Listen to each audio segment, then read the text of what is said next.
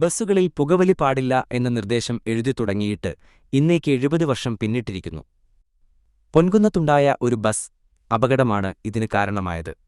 1948 May 10 Ponkunnam private bus സ്റ്റാൻഡിനടുത്ത് ഇന്ന് ജില്ലാ വിദ്യാഭ്യാസ ഓഫീസിരിക്കുന്ന സ്ഥലം അന്ന് AMS ബസ് കമ്പനിയുടെ ബുക്കിംഗ് ഓഫീസായിരുന്നു.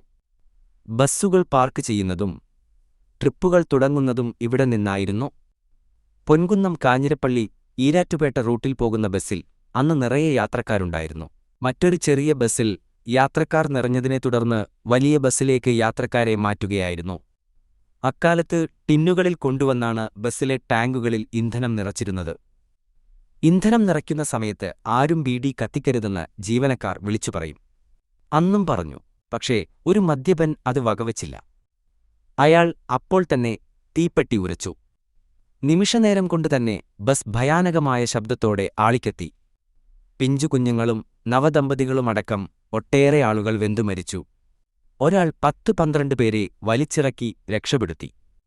ഒരു സ്ത്രീയെയും കുട്ടിയെയും രക്ഷപ്പെടുത്താൻ വീണ്ടും ബസ്സിൽ കയറാൻ നോക്കിയെങ്കിലും ചവിട്ടുപടിയിൽ മരിച്ചു വീണു. അമ്മയുടെ മാറോട് ചേർന്ന് കത്തിക്കരിഞ്ഞിരിക്കുന്ന കുഞ്ഞിന്റെ ഉൾപ്പെടെയുള്ള കാഴ്ചകൾ ആരുടെയും നെഞ്ചു തകർക്കുന്നതായിരുന്നു.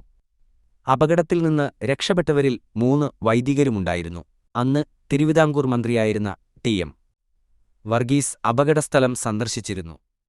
ഈ മനുഷ്യത്വത്തിന്റെ ദുരന്താനുഭവം മൂലമായിട്ടാണ് ബസ്സിൽ പുകവലി പാടില്ല എന്ന മുന്നറിയിപ്പ് ബസ്സുകളിൽ എഴുതാൻ അധികാരികൾ തുടക്കം കുറിച്ചത്.